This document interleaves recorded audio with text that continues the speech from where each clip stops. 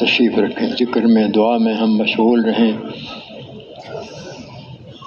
استغفار کی کثرت ہو، اپنے لیے، مجمع کے لیے، پوری امت کے لیے ہم قبولیت کی دعا مانگیں۔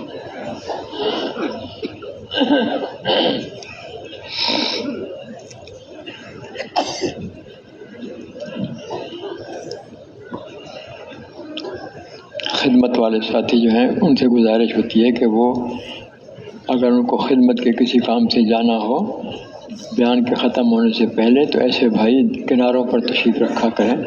مجمع کے بیچ میں بیان کے دوران اٹھنا، کتنے آدمیوں کے کندھے پھلانگنے پڑتے ہیں، اور پھر ان کو دیکھ کر اور کتنے آدمی شیطان ان کو بھی اٹھا دیتا ہے۔ ہم تو لوگوں کے نقصان کا ذریعہ نہ بنیں۔ اللہ خوش رکھے آپ کو۔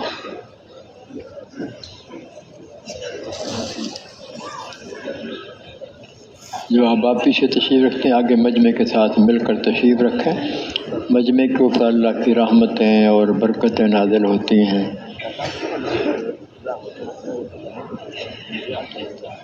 مجمع کے ساتھ مل کر بیٹھنا یہ طلب کی شکل ہے۔ ہم اللہ کو اپنی طلب کا اظہار کریں۔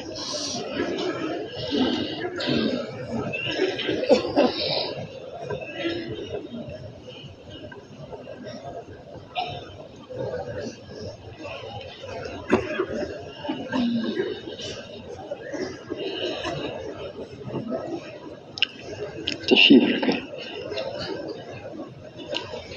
کندھے پھلانگنا مناسب نہیں ہے، جہاں جگہ ہو وہاں پیچھے تشریف رکھیں۔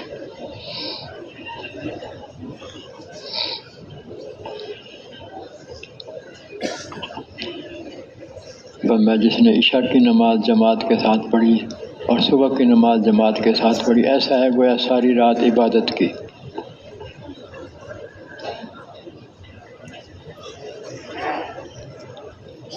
تشریف رکھیں، جو بھائی کھڑے ہیں تشریف رکھیں۔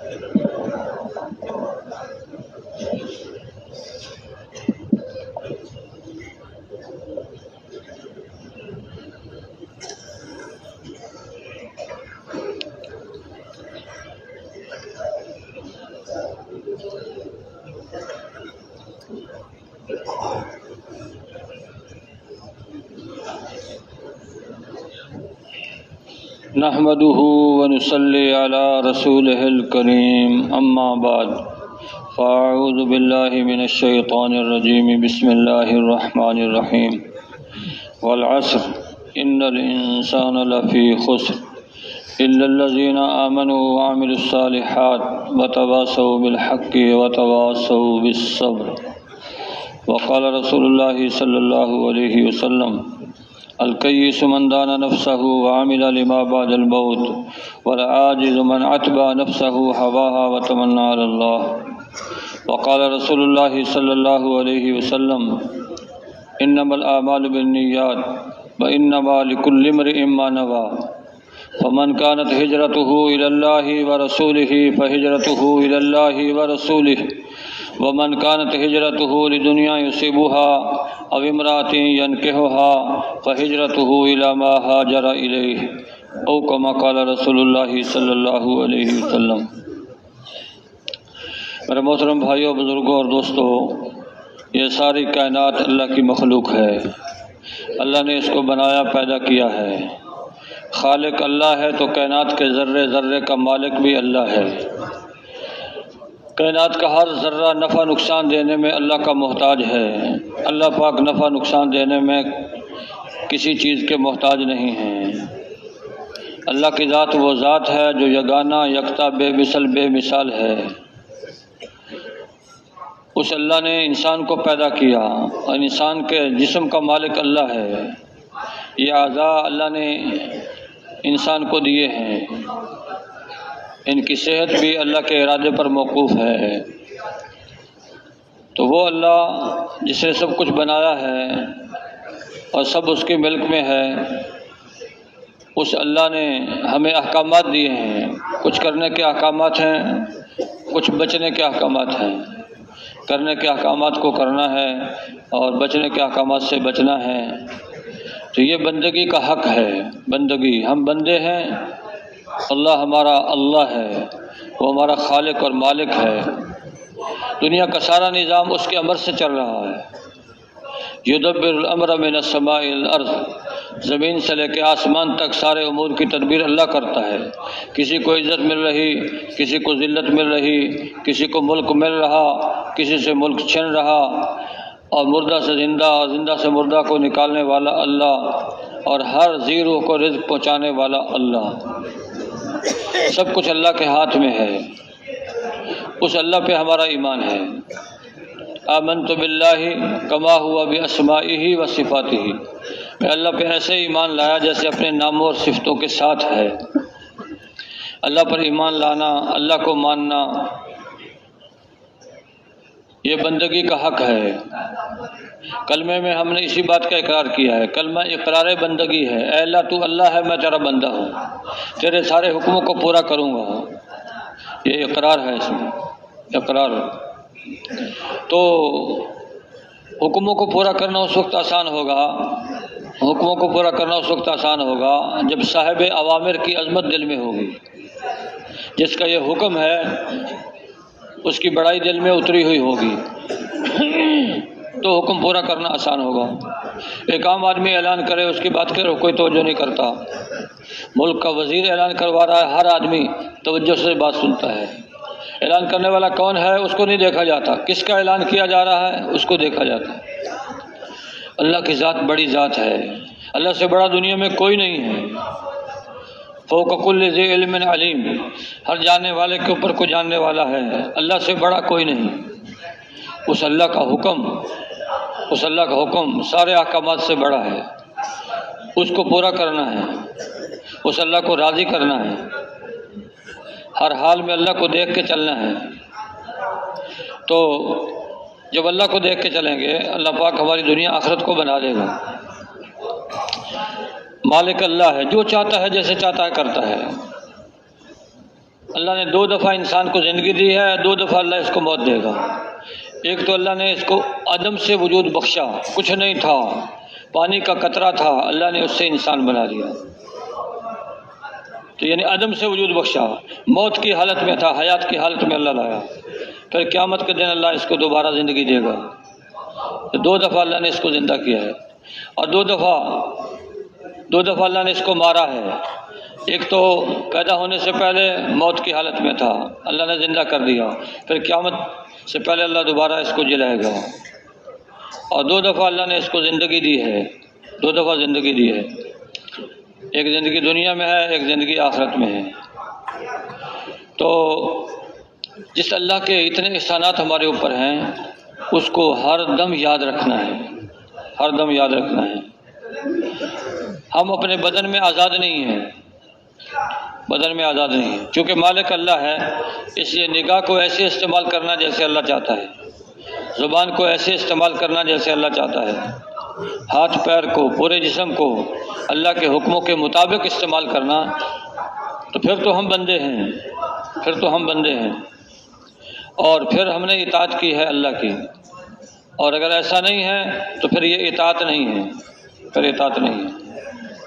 جو اطاعت کرے گا اس کے لیے انعام ہے، جو نافرمانی کرے گا اس کے لیے سزا ہے، اس کے لیے سزا ہے۔ انعام ہر آدمی چاہتا ہے، سزا سے ہر آدمی بچنا چاہتا ہے۔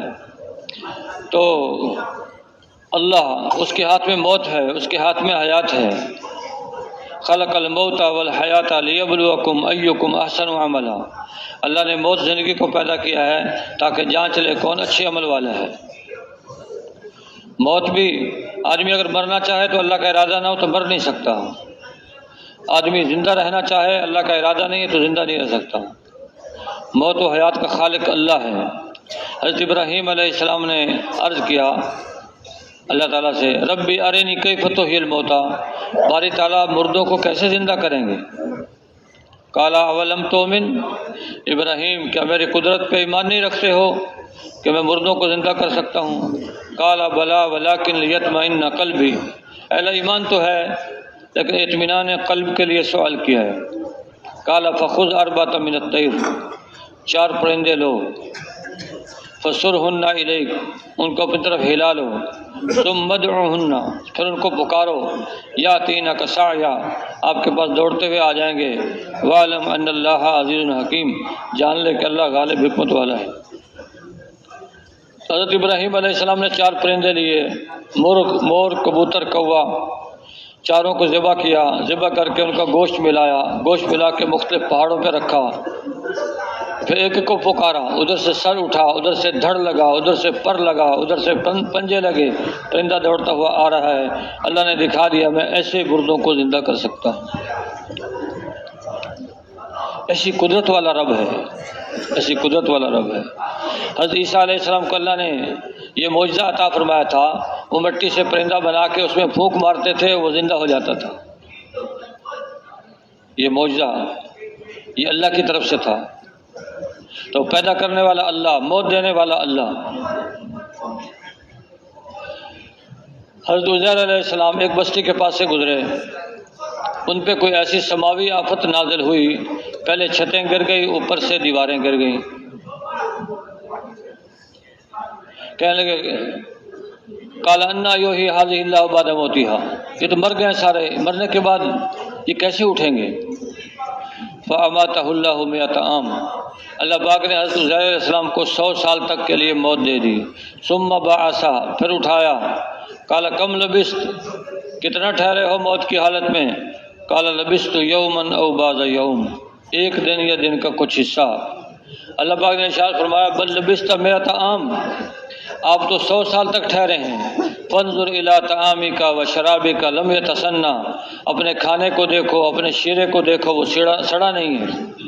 100 سال گزر گئے ہیں، کھانا ساتھ تھا، شیرہ ساتھ تھا، کھانا یوں کا توں ہے، شیرہ یوں کا توں ہے، نہ سڑا ہے، نہ خراب ہوا ہے، نہ خشک ہوا ہے، یوں کا توں، 100 سال گزرنے کے بعد بھی۔ منظر الی حمارک ولنجعلک آیۃ للناس، اور اپنے گدھے کو دیکھو، ہم آپ کو لوگوں کے لیے نشانی بنائیں گے۔ وانظر الی العظام کیف ننشزها، اس کی ہڈیوں کو دیکھو ہم کیسے مرتب کرتے ہیں۔ وانظر الی العظام کیف ننشزها ثم نکسوها لحما، اور پھر اس کے اوپر ہم کیسے گوشت چڑھاتے ہیں۔ واعلم ان اللہ عزیز حکیم، جان لے کہ اللہ غالب حکمت والا ہے۔ تو حضرت عزیر علیہ السلام کہ گدھے پر مرور زمانہ کا اثر ہوا ہے، 100 سال گزرنے کے بعد گل گیا، سڑ گیا، اس کی ہڈیاں چمکنے لگیں، لیکن کھانے اور پانی پہ اثر نہیں ہوا، کیونکہ چیزوں پر جو اثر ہوتا ہے وہ اثر بھی اللہ کے امر سے ہے، اللہ کے امر سے ہے۔ جس پہ اللہ کا امر ہوگا، اللہ کا حکم ہوگا، تو وہاں اللہ رب العزت اس کو اثر کو ظاہر فرمائیں گے، اور جہاں اللہ پاک اثر کو روک دے گا تو مخلوق میں یہ طاقت نہیں ہے کہ اللہ کے حکم کے بغیر اپنے اثر کو ظاہر کرے۔ حضرت اسماعیل علیہ السلام کے گردن پہ جب چھری رکھی گئی تو اللہ نے چھری کو روک دیا، نہیں کاٹ سکی۔ ایسے ہر چیز میں اللہ کا امر چلتا ہے، اللہ کا امر چلتا ہے۔ تو موت کے اندر بھی اللہ کا امر ہے، حیات کے اندر بھی اللہ کا امر ہے۔ تو ہم نے ہر حال میں جب اللہ کے امر کے تابع ہیں، ہر حال میں اللہ کے امر کو دیکھ کے چلنا ہے، اللہ کے حکم کو دیکھ کے چلنا ہے۔ اس میں ہماری کامیابی ہے، اس میں ہماری بھلائی ہے، فلاح ہے، دنیا آخرت کی خیر ہے۔ اسی کو دیکھنا ہے اور اللہ کو دیکھ کے چلنا ہے۔ کاروبار میں، معاملات میں اللہ کو دیکھ کے چلنا ہے، عبادات میں اللہ کو دیکھ کے چلنا ہے، اس کے احکامات پورا کرنے ہیں، اور معاشرت گھر کی زندگی کے اندر بھی اللہ کے احکامات پورا کرنے ہیں، ہر حال میں، ہر حال میں۔ تو موت سے پہلے ہمارے پاس وقت ہے اللہ کو راضی کرنے کا۔ جب مر گئے، موت آ گئی تو پھر ساری چیزیں ہاتھ سے نکل گئیں۔ اس لیے کیسے زندگی گزارنی ہے، اس کے لیے اللہ نے نبیوں کو بھیجا ہے۔ حضرات انبیاء علیہ السلام نے زندگی گزارنے کا طریقہ دکھلایا، بتایا، سکھایا ہے۔ حضرت آدم علیہ السلام کے ذریعے سے اللہ نے ذمہ دارہ کرنا سکھایا ہے۔ حضرت ادریس علیہ السلام کے ذریعے سے یہ لکھائی کا کام اللہ نے سکھایا. حضرت نوح علیہ السلام کے ذریعے سے کشتی بنانا سکھایا. یہ سارے نبیوں نے اس کے ساتھ ساتھ اللہ کی طرف دعوت دی ہے. اللہ کی طرف دعوت دی ہے. حضرت شعیب علیہ السلام ان کی قوم راستوں پر بیٹھ کے لوگوں کو لوٹتے تھے. ان کو منع کیا کہ دیکھو تم اللہ کی مخلوق کو تنگ کرتے ہو، پریشان کرتے ہو، اس سے بچ جاؤ. لیکن انہوں نے بات نہ مانی. تو اللہ پاک نے ان کو ختم کر دیا کہ میرے نبی کی بات کو نہیں مانا تو دنیا سے صفحہ ہستی سے ان کو مٹا دیا. ایسے مختلف نبی دنیا میں آئے، انہوں نے اللہ کی طرف دعوت دی ہے اور سب نے لوگوں کو اللہ کی طرف بلایا، پکارا ہے. جنہوں نے نبی کی دعا کو، نبی کی دعوت کو قبول کیا ہے تو ان کو اللہ نے کامیابی دی ہے، اور جنہوں نے نبی کی بات کو نہیں مانا اللہ پاک نے ان کو ناکام کیا ہے.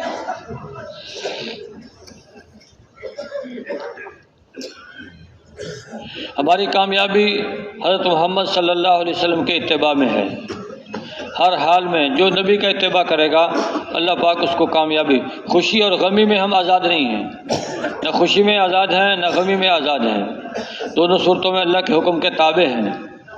ہر حال میں وہ کرنا ہے جو اللہ چاہتا ہے اس کو کرنا ہے. تو اس میں مختلف اقوام کے اللہ پاک نے واقعات قرآن میں بیان کیے ہیں. قوم سبا، اللہ نے ان کو بہترین زراعت دی اور ایسی سمجھ دی کہ بڑے بڑے ڈیم بناتے تھے اور ڈیم بنا کے پانی کو اس میں جمع کرتے تھے.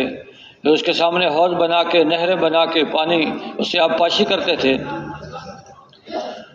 تو ایسا نظام ان کو اللہ نے دیا تھا، یہ سمجھ صلاحیت اللہ نے دی تھی. اور اللہ نے 2 باغات ان کو 2 باغ دیے تھے، ان میں بڑے رسیلے میوے، مزیدار میوے وہ عطا فرمائے تھے. تو یہ نعمتیں استعمال کرتے کرتے نعمتوں میں ایسے گم ہو گئے کہ اللہ کو بھول گئے.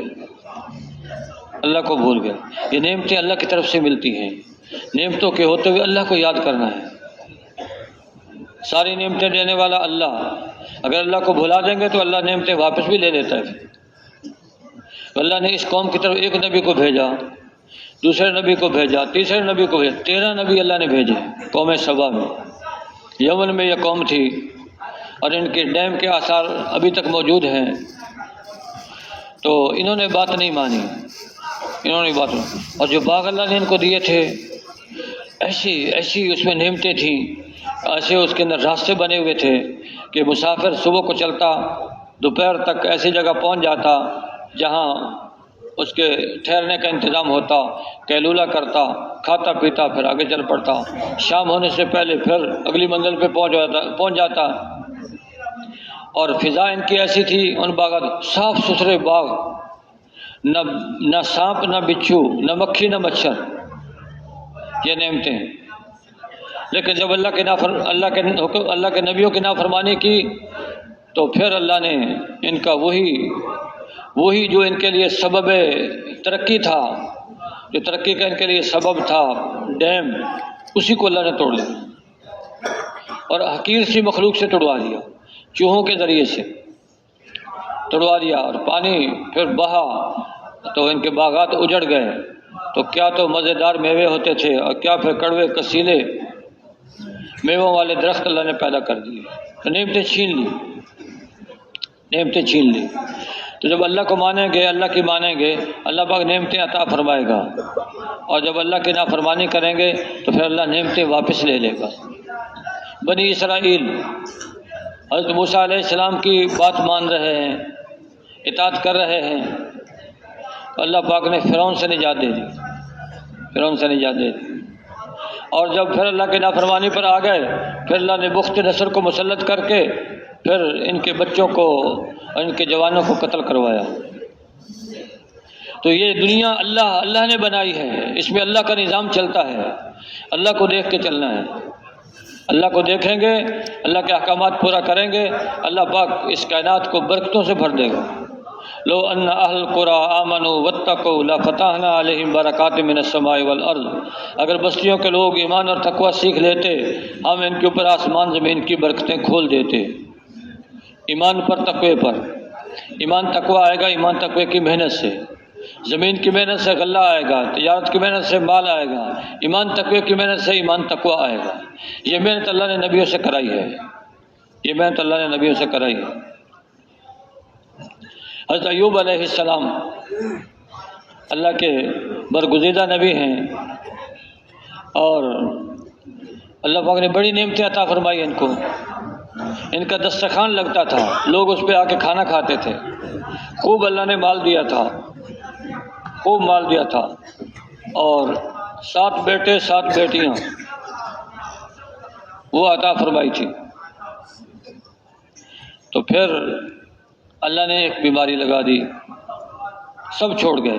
جب آدمی کے پاس مال ہوتا ہے، نعمت ہوتی ہے، عہدہ ہوتا ہے، سارے قریب آتے ہیں، اپنے رشتہ داریوں کا اظہار کرتے ہیں، میں آپ کا فلاں رشتے سے فلاں لگتا ہوں، اور جب مصیبت پریشانی آتی ہے تو سب چھوڑ کے الگ ہو جاتے ہیں۔ حضرت ایوب علیہ السلام کے ساتھ بھی ایسا ہی ہوا، جب مال تھی، نعمتیں تھیں، لوگ آتے تھے اور دسترخوان پہ کھانے کھاتے تھے تو بڑی چہل پہل، اور جب بیماری لگی تو سب چھوڑ کے الگ۔ ایک بیوی نے ساتھ دیا، حضرت بیوی حضرت یوسف علیہ السلام کی اولاد میں تھی ان کی بیوی، انہوں نے ساتھ دیا آخر تک۔ تو بیوی کہتی کہ آپ کو سب تکلیف ہو گئی ہے، ایسا کریں آپ اللہ سے دعا کر لیں، اللہ آپ کو صحت دے دے۔ فرماتے تھے 70 سال صحت کی حالت میں گزارے ہیں، جب تک 70 سال بیماری کی حالت میں نہیں گزاروں گا دعا نہیں کروں گا۔ صحت بھی تو اللہ نے دی تھی، اب اللہ کی طرف سے بیماری آئی، وہ بھی نعمت ہے، یہ بھی نعمت ہے، دعا نہیں کی۔ اب جو مال تھا وہ ختم ہو گیا، 7 بیٹے 7 بیٹیاں وہ بھی فوت ہو گئے۔ اب بیوی جو ہے اکیلی ہے، اب ظاہری اعتبار سے کوئی علاج دارو کے لیے کوئی چیز نہیں ہے، خدمت کے لیے کوئی مال نہیں ہے، تو پھر جاتی لوگوں کے گھر میں جا کے کام کرتی، جو مزدوری ملتی اس سے حضرت ایوب علیہ السلام کی خدمت کرتی۔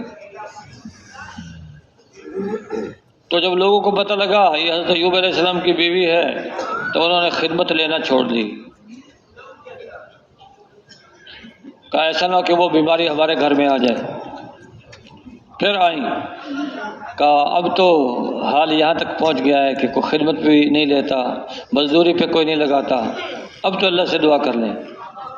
پھر اللہ سے دعا کی، اللہ پاک نے حکم دیا زمین کے اوپر ایڑی مارو، زمین پہ ایڑی ماری، چشمہ نکلا، اس کا پانی پیو، پانی پیا تو اندر کی ساری بیماری ختم، اس سے نہاؤ، نہائے تو باہر کی ساری بیماری ختم۔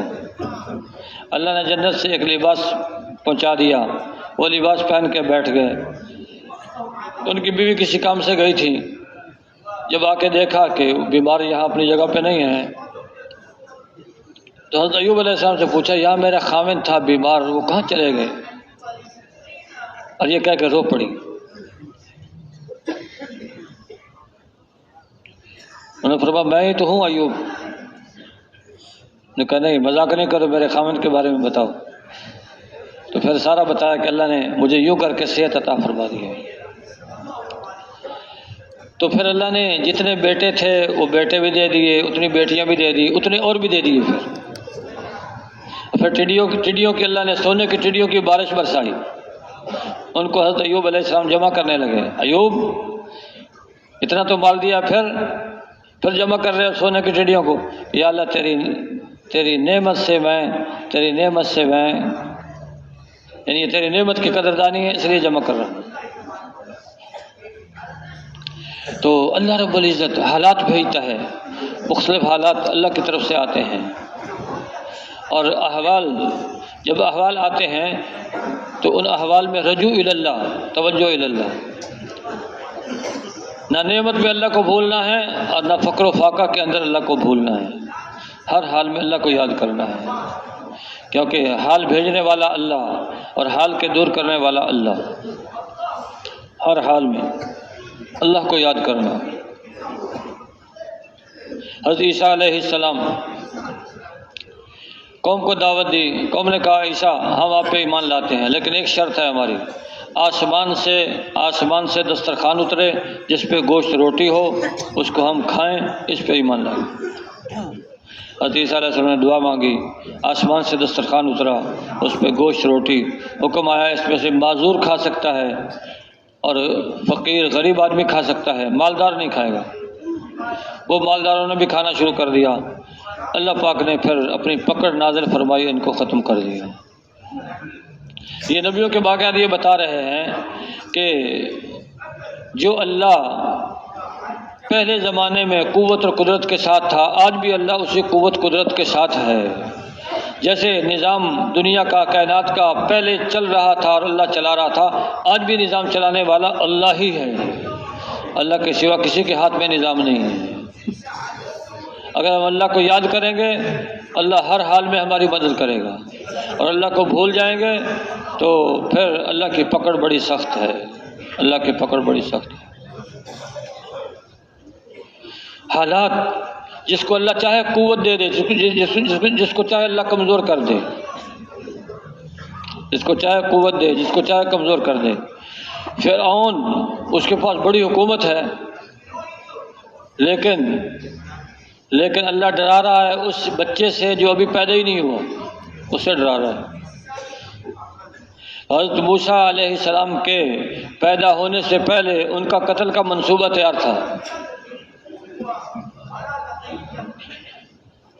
اور پوری حکومت پورے زور کے ساتھ اللہ کے اس امر کو روکنے پہ تلی ہوئی ہے کہ اللہ نے حضرت موسیٰ علیہ السلام کے پیدا کرنے کا ارادہ کیا ہے اور ہم نے اس کو ختم کرنے کا ارادہ کیا ہے. حکومت کا یہ ارادہ ہے، اللہ کا یہ ارادہ ہے. اللہ کا ارادہ غالب رہا، انہوں نے اپنی ساری تدبیریں کر لیں. اللہ نے حضرت موسیٰ علیہ السلام کو پیدا کر کے دکھایا. ایسے ہی نمرود، اس کو بھی اللہ نے بڑا ملک دیا تھا، اس نے بھی زور لگایا. اس کو بھی لوگوں نے بتایا کہ ایک شخص پیدا ہونے والا ہے جو تیری سلطنت کے زوال کا باعث ہوگا، اور فلاں دن اس کا نطفہ ماں کے پیٹ میں جائے گا. تو نمرود نے پوری طاقت کے ساتھ اور پورے انتظام کے ساتھ مردوں کو الگ کر دیا، عورتوں کو الگ کر دیا کہ کوئی مرد کسی عورت سے ملنے نہ پائے. تو یہ اس کی ترتیب تھی، ایک اللہ کا امر تھا، اللہ کا امر غالب ہے. تو وہ ہو گیا، نمرود کی کرسی کے پاس وہ ہو گیا جس کے لیے ساری ترتیب کی تھی. اور پھر اللہ نے حضرت ابراہیم علیہ السلام کو پیدا بھی فرما دیا، اور پیدا فرما کے اللہ پاک نے ان کو سبب بھی بنا دیا نمرود کے زوال کا اور نمرود کی ہلاکت کا. تو یہ سارے واقعات بتا رہے ہیں اس کائنات میں وہ ہوگا جو اللہ چاہے گا، وہ نہیں ہوگا جو مخلوق چاہے گا. اس اللہ پہ ہمارا ایمان ہے، اس اللہ پہ ہمارا ایمان ہے. اور کلمے میں ہم نے اسی کا اقرار کیا ہے، اے اللہ ہم تیری مانیں گے، تیرے احکامات کو پورا کریں گے. تو نبیوں کے ذریعے سے اللہ نے امتوں کو اپنی طرف متوجہ کیا ہے. سب سے آخر میں سید الانبیاء حضرت محمد مصطفیٰ صلی اللہ علیہ وسلم تشریف لائے. آپ نے لوگوں کو اللہ کی طرف بلایا، اور آپ دنیا میں تشریف لائے ہیں تو آپ کے تشریف لاتے ہی برکات کا ظہور شروع ہو گیا. برکات کا ظہور 1000 سال سے جو آتش کدا جل رہا تھا، آپ علیہ السلام کی ولادت بسعادت کی وجہ سے وہ ایک دم بجھ گیا. 1000 سال سے بجھا نہیں تھا. لوگ آگ کی پوجا کرتے تھے، اس کو معبود بنایا ہوا تھا، اور اس میں آگ جلاتے رہتے، رات کو بھی اس میں آگ جلاتے، دن کو بھی جلاتے. 1000 سال، 1-2 سال کی بات نہیں، 1000 سال تک وہ آگ انہوں نے بجھنے نہیں دی. آپ علیہ السلام کی ولادت بسعادت پر ایک دم آگ بجھ گئی، ایک دم آگ بجھ گئی. جب آپ پیدا ہوئے تو ایک یہودی آیا، قریش جمع تھے. قریش سے کہا تو آج قریش کے یہاں کوئی بچہ پیدا ہوا ہے؟ کہا نہیں، پتہ کرو کوئی بچہ پیدا ہوا ہے. پتہ کہ کہا عبداللہ کے ہاں حضرت محمد صلی اللہ علیہ وسلم پیدا ہوئے ہیں. اچھا میں اس بچے کو دیکھنا چاہتا ہوں. ٹھیک ہے، لے گئے. آپ علیہ السلام کو لایا گیا. انہوں نے بچے کو چہرے کی طرف سے دیکھا جاتا ہے، انہوں نے چہرے کی طرف دیکھنے کے بجائے پشت کی طرف سے دیکھا اور دیکھتے ہی بے ہوش ہو گیا۔ ہوش میں آیا، لوگوں نے پوچھا کیا ہوا؟ کہ نبوت بنی اسرائیل سے چلی گئی، کیونکہ بنی اسرائیل میں ہزاروں نبی اللہ نے بھیجے تھے، ہزاروں، اور ان کا یہ خیال تھا نبی آخر زمان سید الانبیاء حضرت محمد مصطفیٰ صلی اللہ علیہ وسلم بنی اسرائیل میں پیدا ہوں گے، وہ پیدا ہو گئے بنو اسماعیل میں، اس پہ وہ بے ہوش ہو گیا آپ علیہ السلام۔ پھر جیسے صبح صادق سے پہلے مشرق کی طرف سے روشنی نمودار ہونا شروع ہو جاتی ہے، حالانکہ ابھی سورج نکلا نہیں ہے، نکلنے سے پہلے ابھی اعلان نبوت اللہ کے نبی نے فرمایا نہیں ہے، لیکن پہلے سے برکات کا ظہور شروع ہو گیا، برکات کا ظہور شروع ہو گیا۔ تو آپ علیہ السلام دائی حلیمہ جب لے کے گئیں، انہوں نے مشاہدہ کیا آپ کی برکات کا، تو پھر ہوتے ہوتے آپ علیہ السلام جوان ہو گئے، 25 سال کی عمر کو پہنچے۔ اس سے پہلے چونکہ اللہ نے بڑا کام لینا تھا، اس لیے مشقتوں سے تکلیفوں سے گزارا ہے۔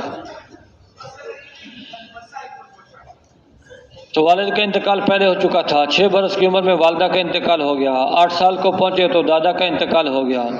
پھر چچا ابو طالب کی تربیت میں آئے، چچا نے اپنے بیٹوں سے بڑھ کے آپ کا خیال رکھا، اور 25 سال کی عمر میں حضرت خدیجہ رضی اللہ تعالیٰ عنہ سے نکاح ہوا۔ حضرت خدیجہ نے آپ کا بڑا ساتھ دیا، مکے کی مالدار عورت تھی، اور جب نکاح ہوا تو حضرت خدیجہ رضی اللہ تعالیٰ نے سارا مال آپ پہ خرچ کیا، اور حضرت خدیجہ رضی اللہ عنہ کے ہوتے ہوئے آپ نے کوئی اور نکاح نہیں کیا، ان کی وفات کے بعد باقی نکاح کیے۔ آپ کی ساری اولاد حضرت خدیجہ رضی اللہ عنہ سے پیدا ہوئی، ایک بیٹا حضرت ابراہیم اور ماریہ قبطیہ باندی سے پیدا ہوئے، باقی ساری اولاد ان سے پیدا ہوئی۔ آپ علیہ السلام اعلان نبوت سے پہلے غار میں تشریف لے جاتے اور وہاں جا کر عبادت کرتے، 2 دن 3 دن 4 دن، جو ستو پانی وغیرہ لے جاتے ختم ہو جاتا پھر دوبارہ تشریف لے آتے، اور کبھی حضرت خدیجہ رضی اللہ عنہ آپ کو تلاش کر کے کس غار میں ہوں گے پہنچا کے آ جاتی کھانا۔ تو ایک دفعہ غار میں تھے تو حضرت جبرائیل علیہ السلام وحی لے کے آئے، اقرا، آپ نے جو ماں انا بقارئ، میں نے لکھنا پڑھنا نہیں سیکھا، تو 3 دفعہ کھینچا، آپ واپس تشریف لائے، گھر میں آ کے کہا کہ مجھے چادر اڑا دو، مجھے اپنی جان کا خوف ہے۔ حضرت خدیجہ رضی اللہ تعالیٰ عنہ نے آپ کو تسلی دی۔ بہترین بیوی وہ ہے، سمجھدار بیوی وہ ہے کہ جب خامد باہر سے گھر آئے تو اس کی تسلی کا باعث بنے۔ حضرت خدیجہ رضی اللہ تعالیٰ عنہ نے آپ کو تسلی دی، آپ تو غریبوں کا خیال رکھتے ہیں، بیواؤں کا سہارا ہیں، اللہ آپ کو ضائع نہیں کرے گا، آپ کو تسلی دی، لیکن خود بے تسلی ہو گئی کہ کیا معاملہ پیش آ گیا۔ تو اس وقت کے بڑے عالم تھے ورقہ بن نوفل، حضرت خدیجہ رضی اللہ عنہ کے چچا زاد بھائی تھے، ان کے پاس لے کے گئے، آپ نے ان کو بھی ساری کارگزاری سنائی، تو ورقہ بن نوفل آپ پہ ایمان لے آئے، یعنی اعلان نبوت سے پہلے ایمان لے آئے،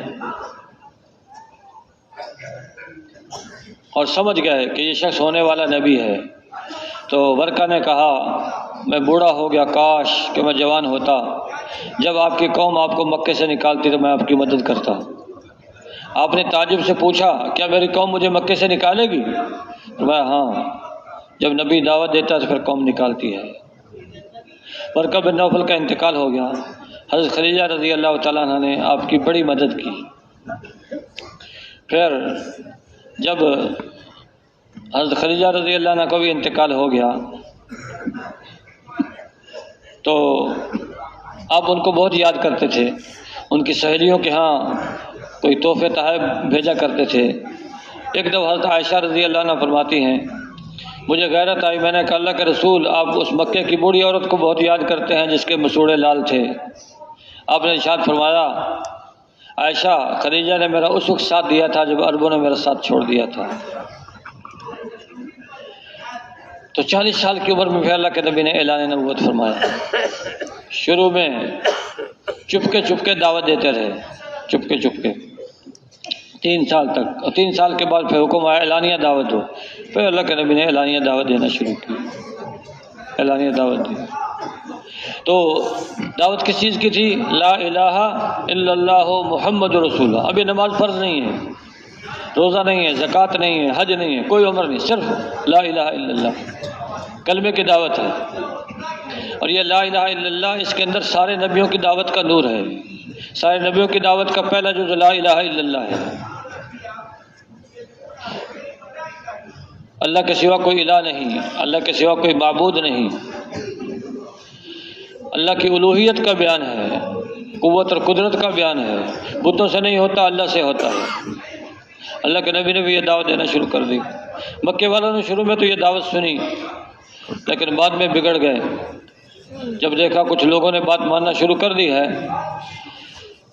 تو پھر آپ کی مخالفت پر اتر آئے۔ لیکن آپ علیہ السلام نے اپنی دعوت نہیں چھوڑی، ہر حال میں دعوت دیتے رہے۔ ایک دفعہ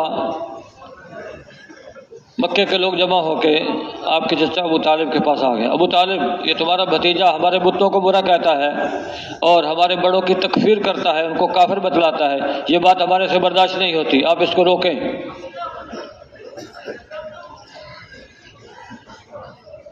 سردار تھے، انہوں نے سمجھایا بجھایا، قوم کو واپس کر دیا۔ ان کا خیال یہ تھا کہ اب ہمارا یہ کہنا کافی ہو جائے گا، آپ علیہ السلام اپنی دعوت سے رک جائیں گے۔ لیکن آپ تو مامور من اللہ تھے، اللہ کی طرف سے حکم تھا، اس لیے دعوت چلتی رہی، دعوت دیتے رہے۔ کچھ عرصے کے بعد پھر آ گئے کہ ابو طالب، تمہارا بھتیجا ابھی تک باز نہیں آیا، اب ہم تیرے سے بھی لڑیں گے، اس سے بھی لڑیں گے۔ یہ کہہ کے قوم اٹھ کے چلی گئی۔ تو چچا نے کہا، بھتیجے میرے اوپر اتنا بوجھ نہ ڈالو کہ میں برداشت نہ کر سکوں۔ آپ علیہ السلام سمجھ گئے کہ چچا قوم سے ڈر گئے ہیں اور میری مدد سے ہاتھ کھینچنا چاہتے ہیں۔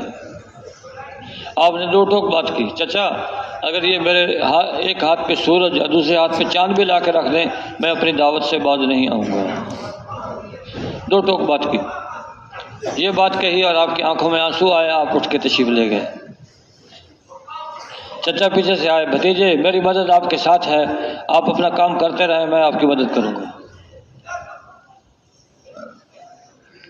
اللہ کے نبی رواں دواں ہیں اور تکلیفیں مشقتیں آ رہی ہیں، لیکن دعوت چھوڑنے کے لیے تیار نہیں ہیں۔ پھر تیسری مرتبہ پھر قوم آئی، کہا ابو طالب اب ہم آپ کے پاس فیصلہ کن بات لے کے آئے ہیں، آپ کو ہماری بات ماننی ہوگی۔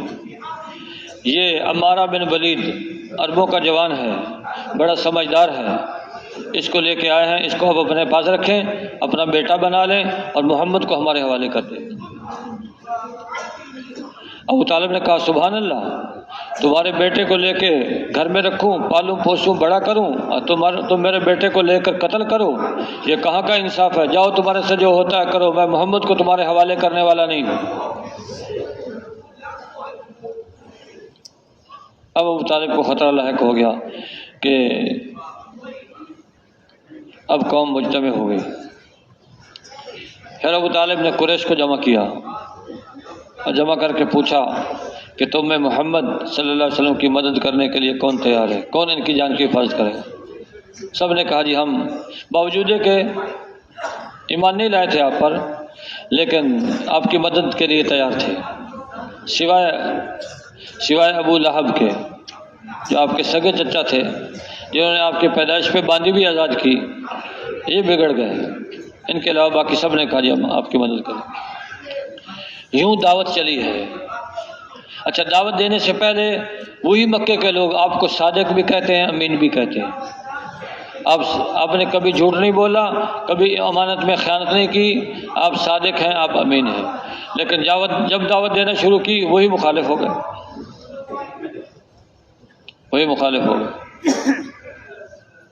تو پھر نماز کا حکم آیا کئی سالوں کے بعد سن 10 نبوی میں اللہ کے نبی کو معراج نصیب ہوئی، پھر نماز کا حکم ملا ہے، نماز کا حکم ایک دم حکم نہیں آیا، کیونکہ پہلے احکامات کے قبول کرنے کی استعداد پیدا کی جاتی ہے، پھر حکم آتا ہے۔ دعوت سے احکامات کے قبول کرنے کی استعداد پیدا ہوتی ہے۔ آج بھی امت کے اندر یہی ترتیب چلے گی کہ پہلے دعوت دے کر احکامات کے قبول کرنے کی استعداد پیدا کی جائے گی، پھر جو حکم آئے گا پھر وہ پورا کریں گے۔ چنانچہ جب نماز کا حکم آیا تو پھر صحابہ کرام رضی اللہ تعالیٰ اجمعین نماز پڑھنے والے تھے، اور ایسی فضا تھی، ایسا ماحول تھا، منافق بھی جماعت نہیں چھوڑ سکتے تھے، ان کی بھی ہمت نہ تھی جماعت چھوڑنے کی۔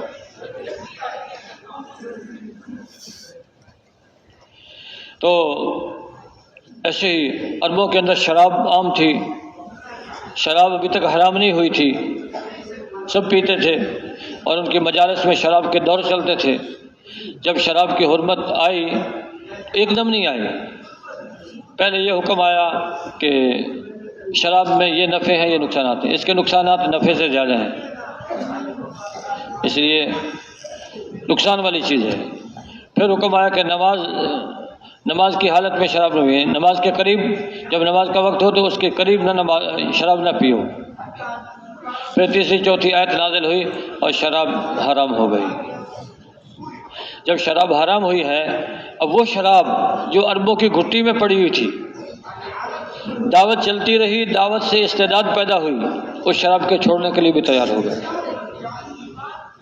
شراب کا دور چل رہا تھا، ایک شخص کے ہاتھ میں پیالہ تھا، منہ کے قریب کیا تھا، لیکن جب اعلان ہو گیا شراب حرام ہو گئی تو وہ منہ کو نہیں لگایا، پھر زمین پہ پٹک دیا۔ حکم ہوا جس کے پاس جہاں شراب ہے لا کے فلاں جگہ جمع کر دو۔ جن کے پاس زیادہ تھی وہ جمع کر دی، اللہ کے نبی نے مشکلیں پھاڑ دی اور شراب کو بہا دیا، اور جس کے پاس تھوڑی تھی انہوں نے گلیوں کے اندر لا کے وہ شراب کے برتن توڑ دیے۔ تو مدینے کی گلیوں میں شراب کا سیلاب آ گیا، اور صحابہ فرماتے ہیں کہ جب بارش ہوتی تھی تو بارش کے پانی میں شراب کا رنگ ہوتا تھا، اور بارش جب ہوتی تھی تو مدینے کی گلیوں سے شراب کی بو آتی تھی، اتنی زیادہ۔ اور ایک تاجر شراب خرید کے لایا بحری جہاز پر، وہ شراب کا تاجر تھا، تو اس کو خبر مل گئی کہ شراب حرام ہو گئی، ساری شراب اتار کے ایک پہاڑی پہ رکھی، اللہ کے نبی کی خدمت میں حاضر ہو گئے۔ اللہ کے رسول، میں تو ساری پونجی سے شراب خرید کے لائے، میرے لیے کیا حکم ہے؟ فرمایا شراب تو حرام ہو گئی، اب مشکلوں کو پھاڑ دو، بہا دو۔ سارے مشکلیں پھاڑ کے شراب بہا دی۔ یہ ہے جب ایمانی قوت پیدا ہوتی ہے، جب دعوت چلتی ہے تو پھر قوت پیدا ہوتی ہے عمل کرنے کی۔ تو اتنا بڑا نقصان برداشت کرنے کے لیے تیار، اور اللہ کا حکم پورا کرنے کے لیے تیار۔ آج بھی دعوت سے قوت پیدا ہوگی امت کے اندر، دعوت سے ہی ایمان دنیا میں دین زندہ ہوا ہے۔ سارے نبی داعی بن کے آئے ہیں، تو نبیوں نے اپنی ذمہ داری کو پورا کیا ہے۔ اب یہ دعوت کا کام ہم میں سے ہر ایک کے ذمے ہے، اس کو لے کے پوری دنیا میں جانا ہے۔ احکامات تو نازل ہو چکے ہیں، اب احکامات کے پورا کرنے کی استعداد دعوت سے امت میں پیدا ہوگی، پھر نمازیں زندہ ہو جائیں گی، اور الحمدللہ جیسے آپ دیکھ رہے ہیں اس وقت پوری دنیا کے اندر الحمدللہ نمازیوں کی تعداد بڑھ رہی ہے، پوری دنیا یہ ٹوٹی پھوٹی دعوت چل رہی ہے، اور لوگوں میں علم کا شوق پیدا ہو رہا ہے۔ اتنے مدارس پہلے کہاں تھے، اتنے مکاتب کہاں تھے، اتنی مساجد کہاں تھی؟ الحمدللہ دعوت کی برکت سے یہ ساری ہریالی دنیا میں آ رہی ہے، اور لوگ کہاں تھے اتنا وقت، کس کے پاس فارغ تھا کہ اللہ کے راستے میں نکل کے اور 40 دن تک لوگوں کو اللہ کی طرف بلائیں، اور 4 مہینے اور سال اور 7 مہینے تو دعوت چلی ہے۔ اللہ نے دعوت کی برکت سے امت میں استعداد پیدا کی ہے، اللہ دکھا رہا ہے۔ شروع میں تو کوئی سروزے کے لیے نہیں نکلتا تھا، جب چلے کی آواز لگی انہوں نے کہا جی سروزے کے لیے لوگ جاتے نہیں، چلے کے لیے کون جائے گا؟ لیکن دعوت میں اللہ نے قوت رکھی ہے، لوگ چلے کے لیے بھی آ گئے، پھر 4 مہینے کے لیے، پھر 1.5 سال کی جماعتیں چلتی تھیں، اس کے لیے لوگ جاتے تھے ماشاءاللہ۔ تو دعوت الحمدللہ، تو مساجد آباد ہو رہی ہیں اور مدارس آباد ہو رہے ہیں، اور لوگ اپنے بچوں کو داخل کرا رہے ہیں تاکہ علم دین سیکھ کر اس پہ ہم چلیں۔ تو جب امت دین پہ چلے گی تو غیر مسلم ہمارے اخلاق کو، ہمارے عادات کو، ہمارے معاملات کو دیکھ کر خود ہی اسلام میں داخل ہو جائیں گے۔ بہت تھوڑے ایسے ہوں گے جن سے جہاد کرنا پڑے گا، اور تھوڑے ہوں گے۔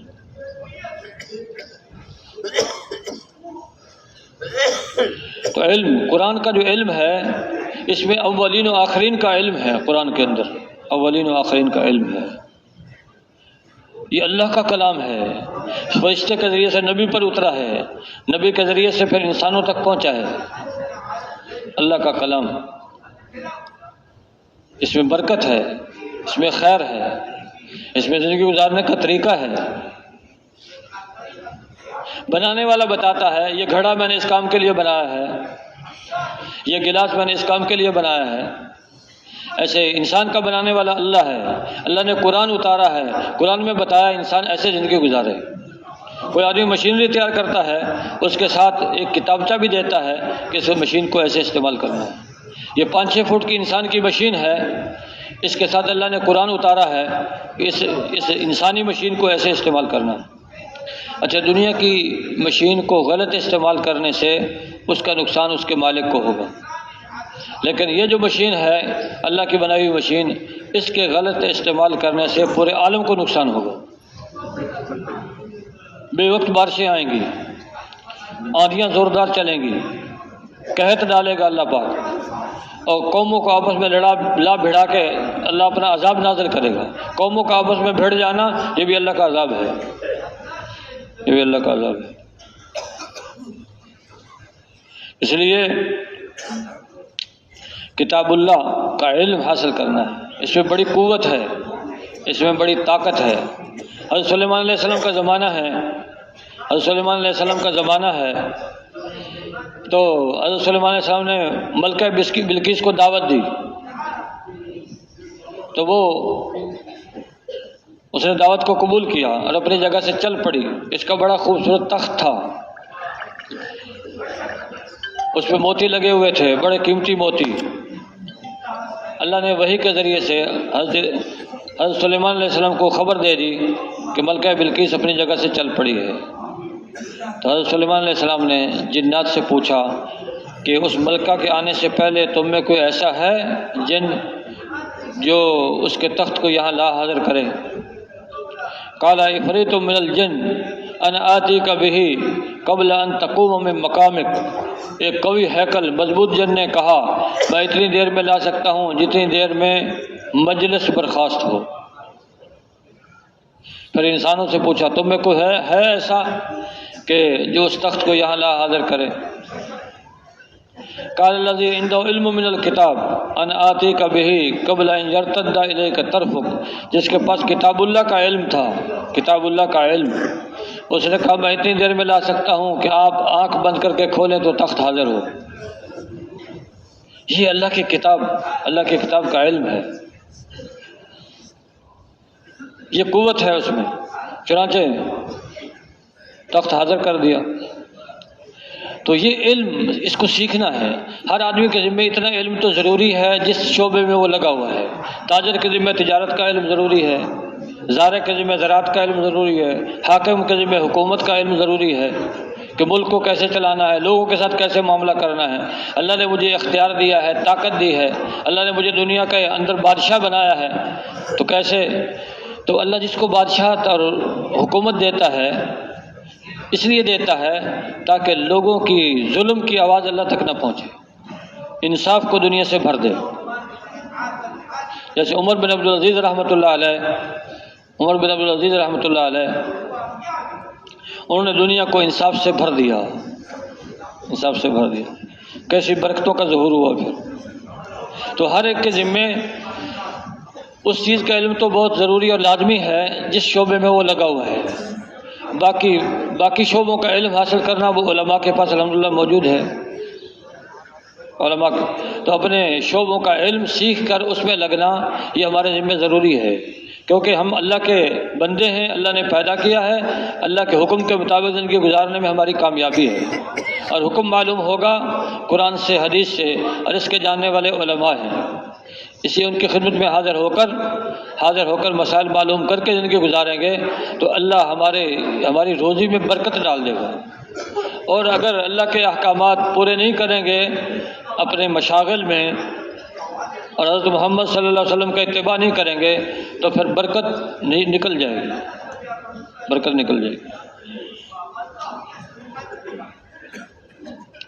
یہ نعمت ہے، اللہ نے ہمیں دین دیا ہے، اللہ نے ہمیں وہ نبی دیا ہے جو سارے نبیوں کا سردار ہے، اور اس کے اتباع کا ہمیں حکم دیا ہے، اللہ پاک نے ہمیں اتباع کی توفیق عطا فرمائی ہے۔ یہ ساری نعمتیں ہیں، اس پہ اللہ کا شکر ادا کرنا ہے۔ اللہ کا شکر کیا ہے؟ ایک زبان سے شکر کرنا ہے، سبحان اللہ، الحمدللہ، اللہ اکبر، یہ بھی اللہ کا شکر ہے، ذکر اللہ کا شکر ہے۔ ایک یہ ہے کہ جو احکامات ہیں ان کو پورا کرنا یہ بھی اللہ کا شکر ہے۔ نماز کا حکم ہے، نماز ادا کر رہے ہیں، اللہ کا شکر ادا کر رہے ہیں۔ روزے کا حکم ہے، روزہ ادا کیا، روزہ پورا کیا، روزہ رکھا، تو یہ اللہ کا حکم، یہ بھی ایک نعمت ہے اور اللہ کا شکر ادا کیا اس نے۔ احکامات کا پورا کرنا، احکامات پورا کریں گے اللہ پاک برکتیں نازل فرمائے گا۔ اب نماز پہ دیکھنے میں لگتا ہے کہ وقت ضائع ہو رہا ہے، حالانکہ روزی کی برکت اللہ نے نماز کی وجہ سے روزی میں برکت اللہ نے رکھی ہے۔ جو نماز کا اہتمام کرے گا اللہ اس کی روزی میں برکت ڈال دے گا، اور جو روزہ رکھے گا اللہ اس کی صحت میں برکت ڈال دے گا۔ دیکھنے میں تو صحت کی کمزوری ہے لیکن اللہ صحت میں برکت ڈالے گا۔ جو اپنے مال کی زکوٰۃ ادا کرے گا تو دیکھنے میں تو مال کم ہو رہا ہے لیکن اللہ اس کے مال کو چوروں سے محفوظ کر دے گا، اللہ اس کے مال کو بڑھا دے گا۔ دو آدمی ہیں، ایک آدمی اپنے مال کی زکوٰۃ ادا کرتا ہے اور مال میں اللہ کے احکامات پورا کرتا ہے، اور دوسرا آدمی اللہ کے حکم کے خلاف ورزی کرتا ہے، سود لیتا ہے اور سود دیتا ہے، تو جو زکوٰۃ ادا کر رہا ہے اس کا مال بڑھتا چلا جائے گا، اللہ اس میں برکت ڈال دے گا، اور جو سود والا ہے ایک وقت آئے گا اللہ اس کے سارے مال کو میٹ دے گا، ختم کر دے گا، دیوالیہ کر دے گا، اس کا دیوالیہ۔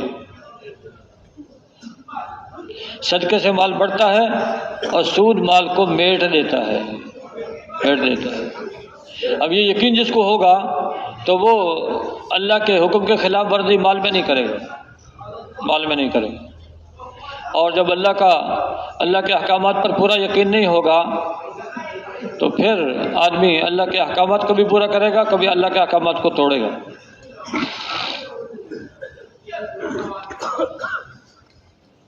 اللہ کے احکامات، اس میں ہماری کامیابی ہے، خیر ہے، برکت ہے، فلاح ہے، اس پہ آنا ہے، اس پہ لانا ہے، اس پہ لگنا ہے، لگانا ہے۔ جب اللہ کی نعمتیں ہم استعمال کرتے ہیں اور اللہ کی زمین پہ رہتے ہیں، اللہ کے سورج سے فائدہ اٹھاتے ہیں، پھر اللہ کے حکم کے خلاف ورزی کرنے کا ہمارے پاس کوئی جواز نہیں ہے، کوئی جواز نہیں۔ اس دنیا میں آئے ہیں تو اپنی ذات سے اللہ کے احکامات پورا کرنا اور لوگوں کے ساتھ اچھا سلوک کرنا، لوگوں کے ساتھ اچھا سلوک۔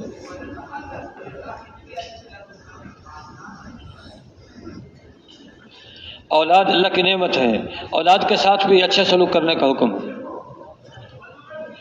ایک دفعہ آپ علیہ السلام تشریف فرما تھے، آپ کے پاس صحابہ بیٹھے ہوئے تھے، ایک آدمی اس کا بیٹا آیا، اس کو چوما ران پہ بٹھایا، پھر چھوٹی بیٹی آئی اس کے سامنے بٹھا لیا۔ اللہ کے نبی نے فرمایا تم نے انصاف نہیں کیا، بیٹا آیا اس کو چوما اور ران پہ بٹھایا، اور بیٹی آئی اس کو نہ چوما نہ ران پہ بٹھایا، تم نے انصاف نہیں کیا۔ تو یہ اللہ کے نبی کی تعلیم ہے، یہ اسلام کا طریقہ کار ہے۔ اولاد کے بارے میں احکامات ہیں۔ حضرت عائشہ صدیقہ رضی اللہ تعالیٰ عنہ کے پاس ایک عورت 2 بیٹیوں کو لے کے آئی۔ حضرت عائشہ رضی اللہ تعالیٰ عنہ نے ان کو 3 کھجوریں دی، 3 کھجوریں۔ تو اسے عورت نے دونوں بیٹیوں کو ایک کھجور دے دی اور ایک کھجور اپنے منہ میں ڈالنے لگی، تو وہ بیٹیوں نے اپنی کھجور کھا کے ماں کی طرف دیکھنا شروع کر دیا، تو ماں کی طبیعت نے گوارا نہیں کیا کہ خود کھائے، اس ایک کھجور کے 2 حصے کر کے اور آدھی کھجور ایک بیٹی کو دے دی، آدھی کھجور دوسری بیٹی کو دے دی۔ آپ علیہ السلام تشریف لائے، حضرت عائشہ رضی اللہ تعالیٰ عنہ نے یہ واقعہ آپ کو بیان کیا کہ حضور یہ عورت آئی اور اس نے اپنی کھجور بھی آدھی آدھی کر کے دونوں بیٹیوں کو دے دی۔ اللہ کے نبی نے فرمایا یہ عورت اپنے مشفقانہ یہ عورت اپنے مشفقانہ عمل کی وجہ سے جنت میں داخل ہو گئی۔ اس نے مخلوق پہ شفقت کی ہے، اپنی بچیوں پہ شفقت کی ہے، اللہ نے اس کو جنت دے دی، اللہ نے اس کو جنت دے دی۔ یہ ہے کامیابی والی زندگی، یہ ہے اللہ کے نبی کی اطاعت ہر حال میں۔ تو غریبوں کے ساتھ بھی اچھا سلوک کرنا ہے اور مالداروں کے ساتھ بھی اچھا سلوک کرنا ہے۔ ہماری دعوت کا تقاضا یہ ہے کہ ہر ایک کو لینا ہے، نہ غریب کو چھوڑنا ہے نہ مالدار کو چھوڑنا ہے، ہر ایک کو لینا ہے۔ وائل ابن حجر ایک دفعہ آئے، صحابہ سے ملے، صحابہ نے بتایا اللہ کے نبی چند دن پہلے آپ کا تذکرہ کر رہے تھے کہ وائل ابن حجر آنے والا ہے، تو پھر آپ علیہ السلام کے خدمت میں حاضر ہو گئے، آپ نے ان کو ساتھ بٹھایا، صحابہ سے فرمایا یہ وائل ابن حجر ہے اور یہ یمن کے شہزادوں میں سے ہے اور یہ اکیلا بچہ ہے یمن کے شہزادوں میں سے، اور اپنی رغبت سے مسلمان ہوا ہے۔ اور پھر اللہ کے نبی نے ان کا ہاتھ پکڑا، ممبر پر تشریف لے گئے اور اپنے ساتھ ممبر پر نیچے والے درجے پر بٹھایا اور ان کا یہ تعارف سارا کرایا۔ تو مالدار آدمی کو کیسے لینا ہے، اللہ کے نبی دکھا رہے ہیں امت کو مالدار کو کیسے لینا ہے، اور ان کے اکرام کے لیے اللہ کے نبی نے چادر بھی بچھائی۔ تو اور ان کے لیے پھر آرام کی جگہ بھی بنائی۔ حضرت معاویہ بن سفیان رضی اللہ تعالی عنہما کو بھیجا کہ ان کو لے جاؤ، جو ان کے ہم نے آرام کی جگہ سوچی وہاں جا کے ان کو آرام کرو۔ تشریف لے گئے، اونٹنی پہ سوار تھے، تو حضرت معاویہ فرمانے لگے کہ وائل میرے پاؤں کے تلوے جل گئے ہیں، آپ مجھے اپنی اونٹنی پہ سوار کر لیں۔ وائل نے کہا کہ تم شہزادے نہیں ہو، اگر میں آپ کو اپنی اونٹنی پہ سوار کروں گا لوگ کہیں گے شہزادہ ہو کہ ایک عامی آدمی کو اپنی اونٹنی پہ سوار کر لیا، یہ آر کی بات ہے، اس لیے میں یہ نہیں کر سکتا۔ کہا اچھا پھر ایسا کر لیں اپنے جوتے مجھے دے دو، میں جوتے پہن کے آگ سے بچ جاؤں گا، گرمی سے بچ جاؤں گا۔ اس نے کہا تم نے کبھی شہزادوں کا لباس نہیں پہنا، اس لیے یہ بھی میں نہیں دے سکتا۔ بہت اچھا، لے گئے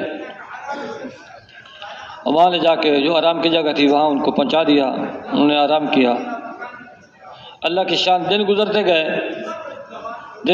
گئے، پھر جب حضرت معاویہ رضی اللہ تعالیٰ عنہ بادشاہ بنے، پھر وائل کو بلایا اور اپنے ساتھ ممبر پہ بٹھایا اور پوچھا وائل یہ بتا تیری اونٹنی کی پشت اچھی تھی؟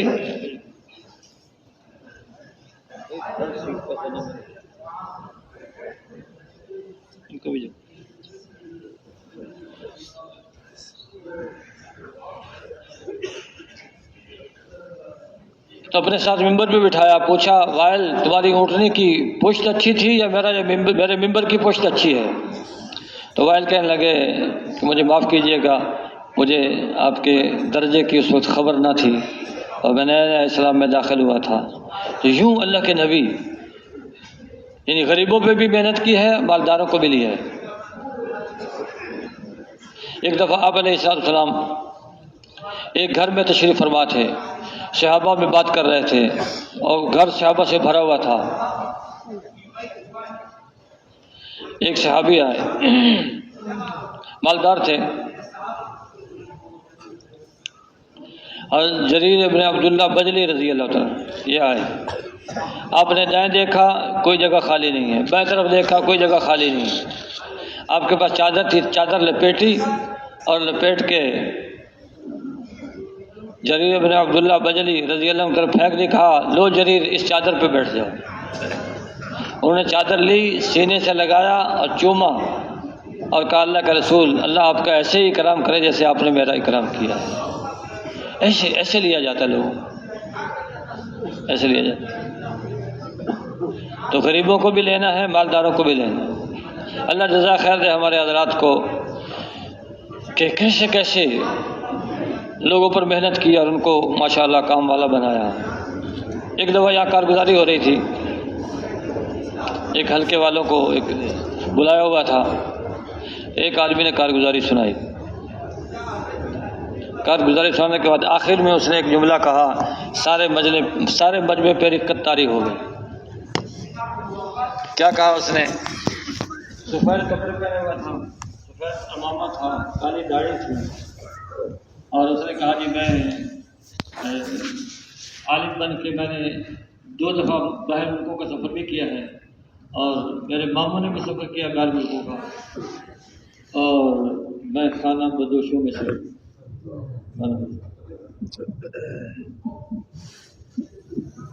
ایسے ایک ایک طبقے کو لینا، کسی طبقے کو چھوڑنا نہیں، اور اللہ سے نا امید نہیں ہونا، لا تقنطوا من رحمت اللہ، اللہ کی رحمت سے نا امید نہ ہو۔ دلوں کو پھیرنے والا اللہ ہے، ہم محنت کے مکلف ہیں، محنت کے مکلف ہیں۔ اپنی صلاحیت کو، اپنی استعداد کو استعمال کریں گے، اور لوگوں کی خدمت میں جا کر، جیسے نبی لوگوں کے پاس جاتے تھے، اللہ کے نبی بازاروں میں جا کے لوگوں کے پاس جا کے کہتے تھے یا ایھا الناس قولوا لا الہ الا اللہ تفلحوا، اے لوگوں لا الہ الا اللہ کہو کامیاب ہو جاؤ۔ وہ ریڈی والا آواز لگاتا ہے، اپنے پھلوں کی آواز لگاتا ہے، کوئی لیتا ہے کوئی نہیں لیتا ہے۔ ایسے ہمارا سودا سچا سودا ہے، ہماری دعوت حق دعوت ہے، ہماری دعوت دعوت اللہ ہے، اس دعوت کو لے کے پھرنا ہے، امت کے اندر جانا ہے، گھر گھر اس کو پہنچانا ہے۔ ایک دفعہ آپ علیہ السلام سفر سے واپس آئے، آپ کی بیٹی نے آپ کو دیکھا، دیکھ کے رو پڑی، کہا بیٹی کیا روتی ہے؟ اللہ کے رسول آپ کے حال کو دیکھ کے رونا آ گیا، آپ کے کپڑے پوشیدہ ہو گئے، آپ کا رنگ متغیر ہو گیا، آپ کے حال کو دیکھ کے مجھے رونا آ گیا۔ اللہ کے نبی نے فرمایا بیٹی رو نہیں، تیرے ابا کا لایا ہوا دین اللہ ہر کچے پکے مکان میں پہنچا کے رہے گا، اللہ پہنچائے گا، لیکن سعادت ہے اس شخص کی جو اس کے لیے ذریعہ بنتی ہے۔ لیکن بھائیو کام تو کرنا ہے، کام تو کرنا ہے، کام تو بڑا ہے، لیکن اگر ہم نے اپنے آپ کو بڑا سمجھ لیا تو پھر ہماری ہلاکت کا پہلا دن ہے۔ کام بڑا ہے، دعوت بڑے کی طرف ہے، لیکن ہم چھوٹے ہیں۔ حضرت عائشہ فرماتے تھے، باپ بیٹے کو کہتا ہے کہ اپنے چچا سے جا کے کہہ دو کہ ابا حضور یہ فرما رہے ہیں۔ ادھر باپ بھی بڑا ہے، ادھر چچا بھی بڑا ہے، درمیان میں بچہ ہے، یہ چھوٹا ہے، وہ باپ کا بھی احترام کرتا ہے اور چچے کو بھی احترام سے بات کرتا ہے کہ ابا جان یہ فرما رہے ہیں کہ آپ یوں کر لیں۔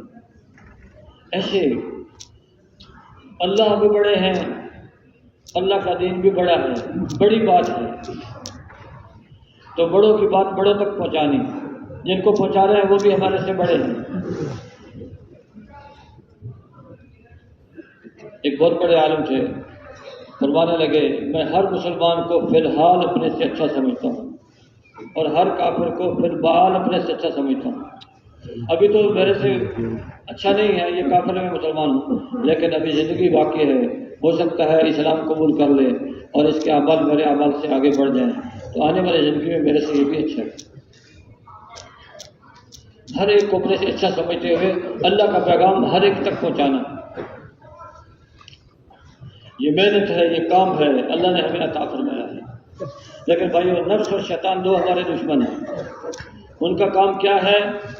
ان کا کام نیکی سے روکنا ہے، اللہ کے احکامات کو پورا کرنے سے ہٹانا ہے، اس لیے وہ طرح طرح کے ہیلے کرتے ہیں۔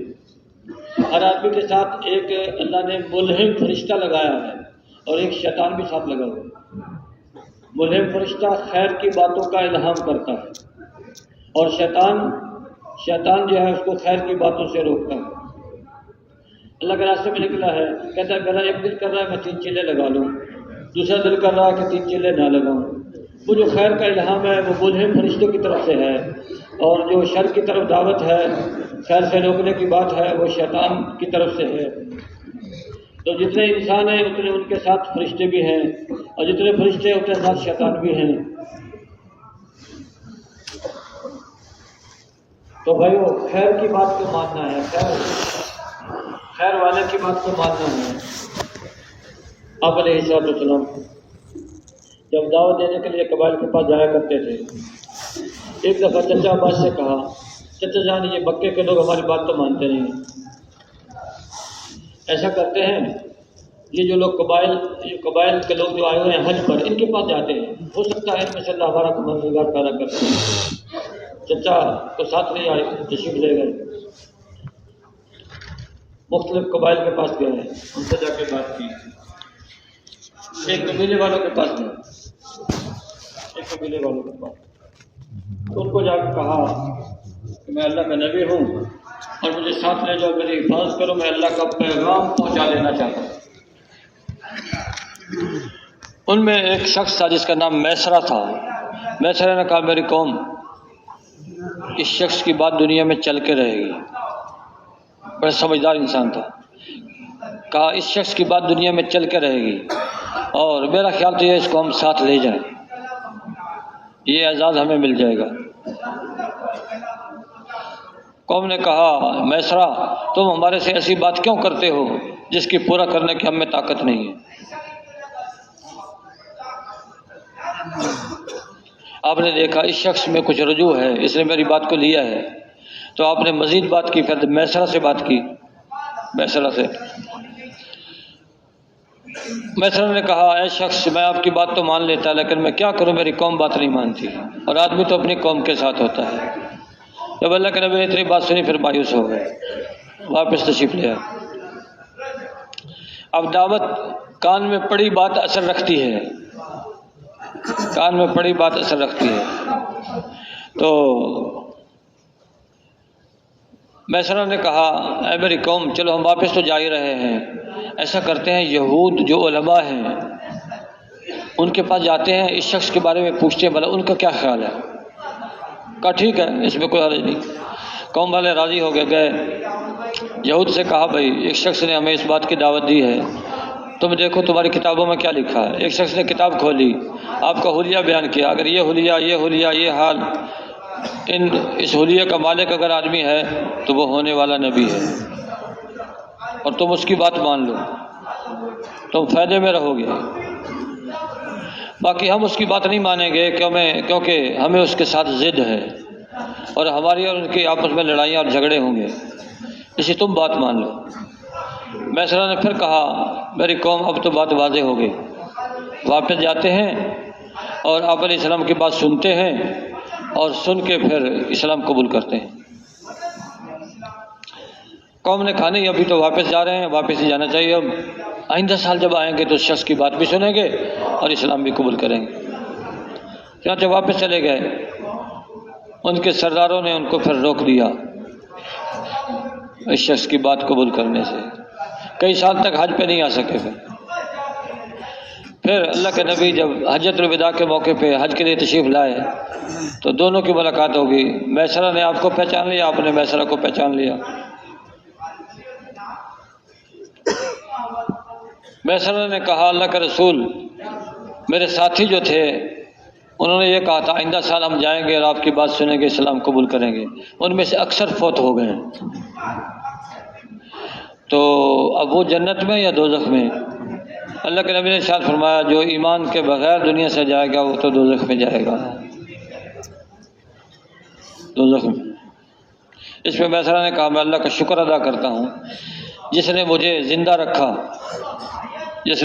رکھا، اور اللہ کو یہی منظور تھا کہ دیر سے میرا اسلام قبول کرنا، پھر اسلام قبول کیا اور اچھا مسلمان بن کے جیا۔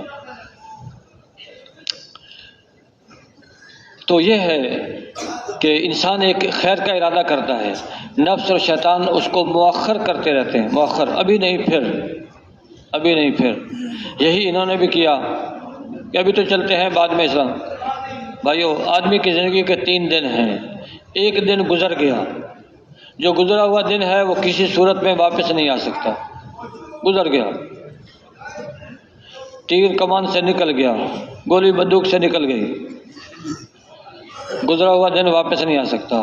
ایک دن آنے والا ہے، آنے والے دن کی کسی کو خبر نہیں ہے، زمین کے اوپر ہوں گے یا زمین کے نیچے ہوں گے۔ بھائی کوئی بتا سکتا ہے کل کے بارے میں؟ کتنے لوگ گھر سے نکلتے ہیں، دوبارہ واپس جانا نصیب نہیں ہوتا۔ سورج کا طلوع دیکھتے ہیں، غروب نہیں دیکھ پاتے۔ رمضان کی ابتدا دیکھتے ہیں، انتہا نہیں دیکھ پاتے۔ صبح ہوتی ہے تو شام سے پہلے دنیا سے جا چکے ہوتے ہیں۔ ایک سانس آیا، دوسرے کی امید نہیں، ایک قدم رکھا ہے، دوسرے کی امید نہیں۔ تو دنیا کی زندگی تو ایسی ہے، دنیا کی زندگی تو ایسی ہے۔ تو کل کی کسی کو خبر نہیں ہے، نہ کل کی خبر نہ پل کی خبر، کیا ہونے والا ہے۔ آج کا دن ہمارے ہاتھ میں ہے، اس میں جو فیصلہ کر لیں سو کر سکتے، جو فیصلہ کر لیں۔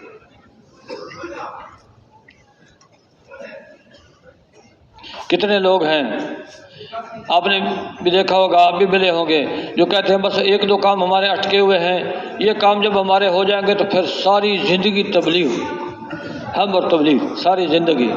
وہ کام ہوتے نہیں، زندگی کی بازی ہار جاتے ہیں اور دل میں حسرت لے کے دنیا سے چلے جاتے ہیں۔ جو کام اللہ کے نبی نے ساری زندگی کیا ہے وہ کام میرے آپ کے ذمے ہے، ہر کلمہ گو کے ذمے ہے، مردوں کے ذمے بھی ہے، مستورات کے بھی ذمے ہے۔ وہاں جا کے آخرت میں یہ نہیں پوچھا جائے گا کہ تیرے پاس دنیا کے کیا اسباب موجود تھے، دنیا کا کتنا بڑا عہدہ تیرے پاس تھا، یہ نہیں پوچھا جائے گا۔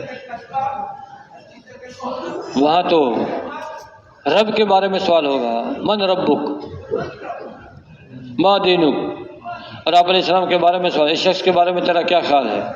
قبر میں یہ 3 سوال ہوں گے، پھر میدان حشر میں سوالات ہوں گے۔ اس کی تیاری کے لیے دنیا میں آئے ہوئے ہیں۔ ہر آدمی کے ساتھ 5 ضرورتیں لگی ہوئی ہیں، 5 ضرورتیں ہیں، مکان ہے، لباس ہے، کھانا ہے، سواری ہے، نکاح ہے، یہ 5 ضرورتیں ہیں۔ ضرورت کو ضرورت کے درجے میں رکھنا ہے، ضرورت کو ضرورت کے درجے میں رکھنا ہے، اور مقصد کو مقصد کے درجے پہ لانا ہے۔ مقصد اور ضرورت میں فرق ہے۔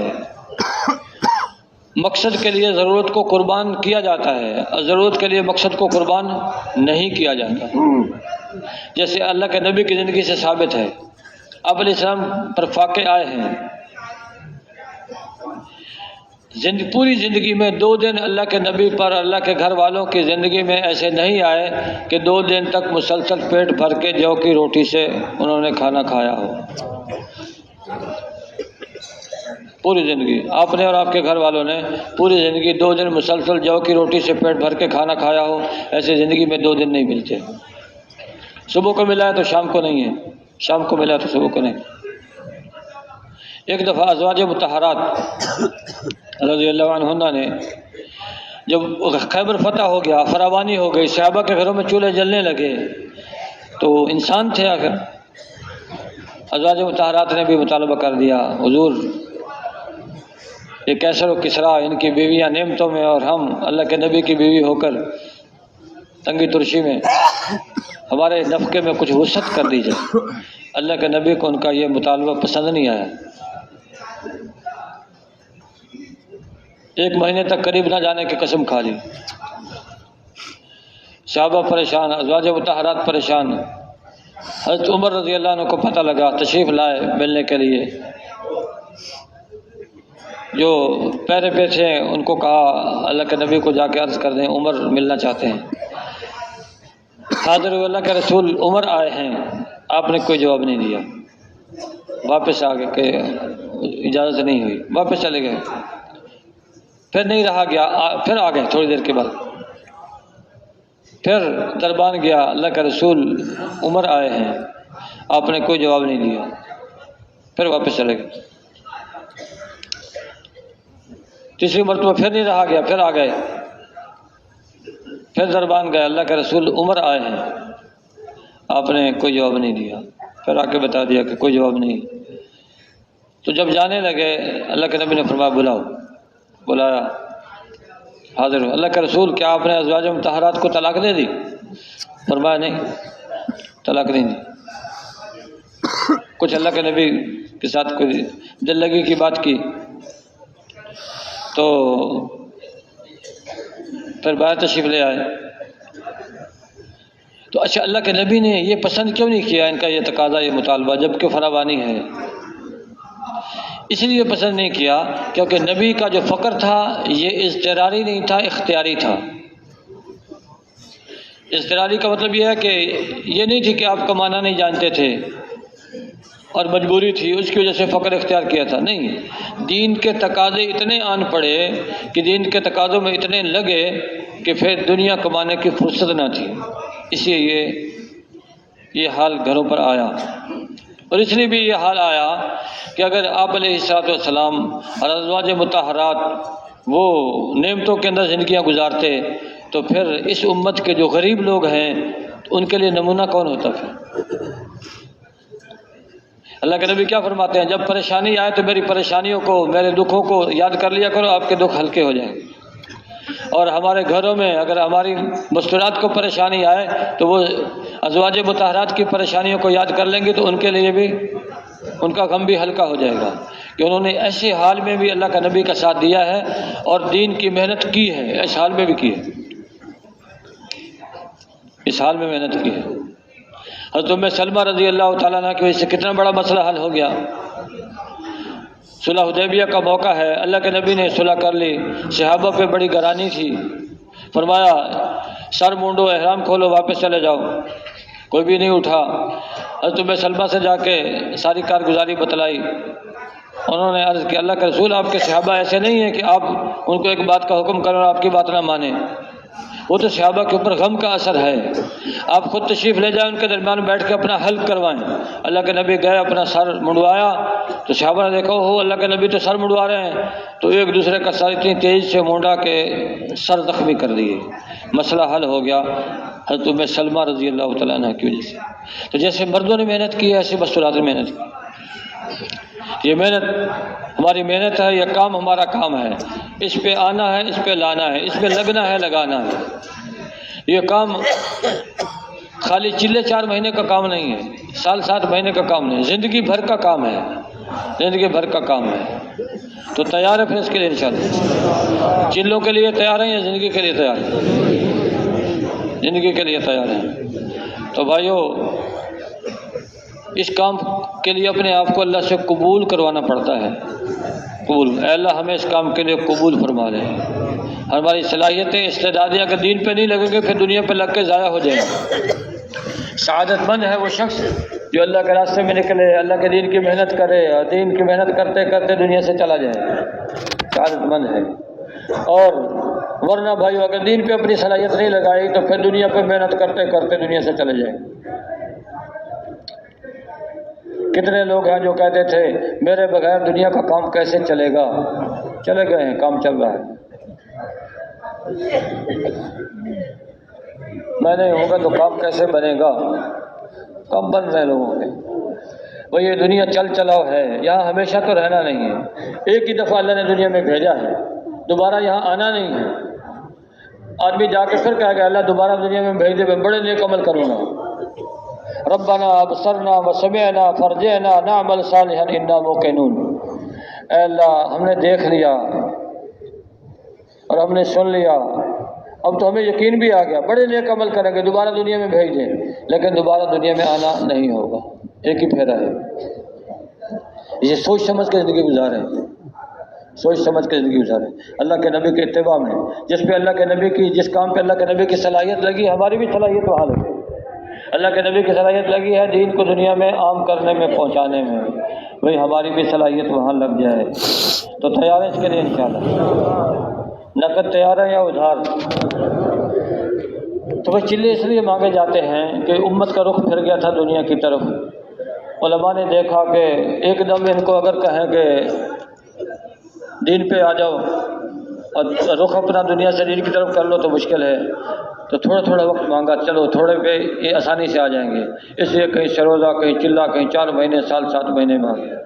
مقصود یہ نہیں ہے، مقصود ہے اس سطح پہ امت آ جائے جس سطح پہ حضرت محمد صلی اللہ علیہ وسلم چھوڑ کے گئے ہیں۔ تو اس لیے گزارش یہ ہے جو ساتھی چلے میں چل رہے ہیں اب 4 مہینے لگا کے جائیں گے، کھڑے ہو کے اپنے ارادے کا اظہار فرما دیں۔ چلے سے 4 مہینے، ماشاءاللہ ماشاءاللہ ماشاءاللہ، چلے کے لیے آئے تھے 4 مہینے لگا کے جائیں گے، زندگی کی خبر نہیں، کھڑے رہیں، زندگی کی خبر نہیں بھائیو، کب موت کا پیغام آ جائے، پھر آدمی کی حسرت اور اس کے جو ہے دل کی تمنا دل کا رہ جائے۔ اس لیے مرنے سے پہلے ہمارے پاس وقت ہے بھائی، اس لیے ہمت فرما لیں اور ہمت فرما لیں۔ چلے سے 4 مہینے، چلے سے 4 مہینے آئے تھے برکت کو دیکھنے کے لیے، آئے تھے جماعت کی نصرت کے لیے، لگا کے جائیں گے 4 مہینے۔ اللہ برکت دے، اللہ قبول فرمائے۔ تشریف رکھیں جی، تشریف رکھیں۔ اگلا تقاضا یہ ہے چلے کے لیے آئے تھے 4 مہینے، اور جو 4 مہینے میں چل رہے ہیں ہر سال 4 مہینے لگائیں گے، بیٹھے بیٹھے ہاتھ سے اشارہ کر دیں، ہر سال 4 مہینے، ہر سال 4 مہینے، ماشاءاللہ ماشاءاللہ، اللہ برکت دے۔ اگلا تقاضا یہ ہے 4 مہینے لگ گئے، 2 سال میں چلہ بھی لگ گیا، قواعد پورے ہو گئے، اب سال 7 مہینے بیرون یا سال اندرون کے لیے انشاءاللہ جماعتیں تیار کر کے بھیجیں گے۔